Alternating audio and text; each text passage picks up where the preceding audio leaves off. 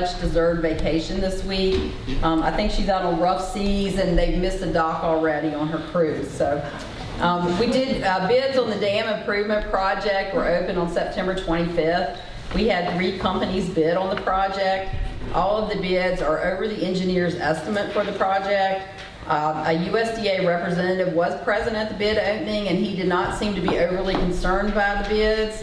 And we do anticipate additional funding from the USDA, but whether it's going to be grant or loan has not been determined as of yet. We had 10 days for the engineer to look over the bids and evaluate them, and then that has to go back to rural development. So we're in the process of getting that back to them by the 1st of next week. And then we'll go from there on what kind of funding that or additional information we have to supply to them. And then we'll report back to council. Water tank painting of the Jefferson tank is underway and is predicted to take about 60 days. The tank is shut down at the current moment, and they have had several water breaks on the heights during this shutdown. I think there's also some water in the streets and some pressure issues, so it's been a challenge. It was a challenge in and of itself to get the tank shut down to start with, but that is underway and is going well as far as we can tell, except for the breaks.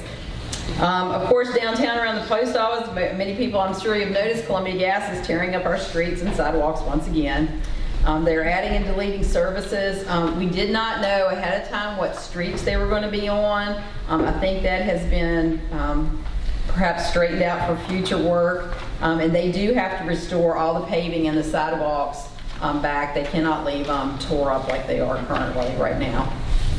We do have new street signs. Part of them have been ordered and they've started going up around town already. I know A, B, and C streets, that area, have received new street signs. I think they're getting some favorable comments on the new street signs, and eventually we will put up new signage across the whole town. I think the police department is getting closer to move-in day. I'm not sure, Chad might share with us when you think. No, we're waiting on the generator. We're waiting on the generator.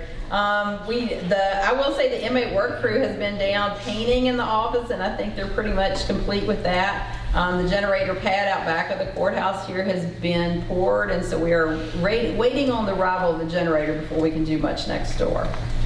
Corridor curb appeal cleanup day is this coming Saturday, October the 12th.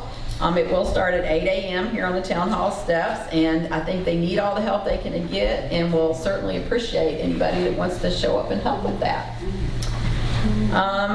The demolition on Roxbury Street, we have contracted with an exterminator prior to the demolition of that building. Because of their work schedule, that will not be done until near the end of October, and once that work is complete, we will proceed with the demolition of that house. And since you were just gracious enough to approve the PPTRA, real estate and tax tickets are projected to be mailed from the printer this Friday. So everybody should look for those next week. Don't spend your money on Fall Festival. Come pay your taxes first. That's all I have.